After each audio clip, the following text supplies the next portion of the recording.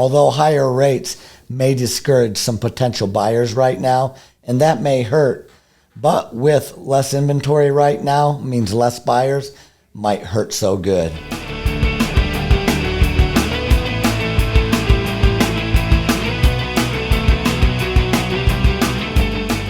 This week, rates have crossed over the 7% threshold for the first time since October of last year.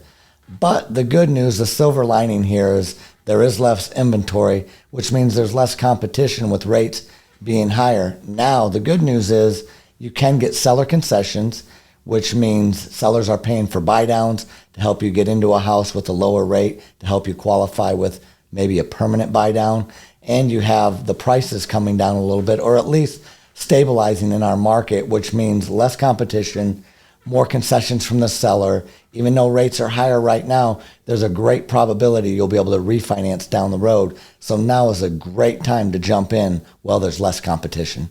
Tagging along with the fact that sellers are willing to pay for these buy downs right now, if we did a 2-1 buy down right now on a $300,000 loan amount, the average 1% lower rate would bring the payment down about $200. So for the first year, the rate would go down 2%, which means you would save $400 a month on that monthly payment. So given that amount, that saves about $2,400 a year in interest.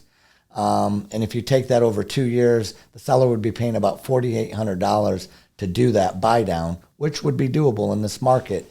When rates do go down, that's going to bring in, they say for every 1% rates go down, 5 million more potential buyers would flood the market. So like I said, right now is a great time to get in with less competition, save some money. And if you have to refinance, which you probably will in the future, if you only used 1 year of that 2-year buy down, you'll get that money back towards your principal balance when you refinance. It'll get refunded to you.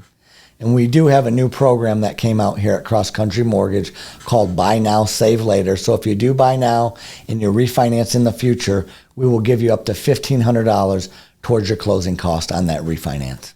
Next week will be a jobs-heavy report week. On Wednesday, we'll have the ADP employment numbers coming out, and then the big Friday report, the BLS jobs report.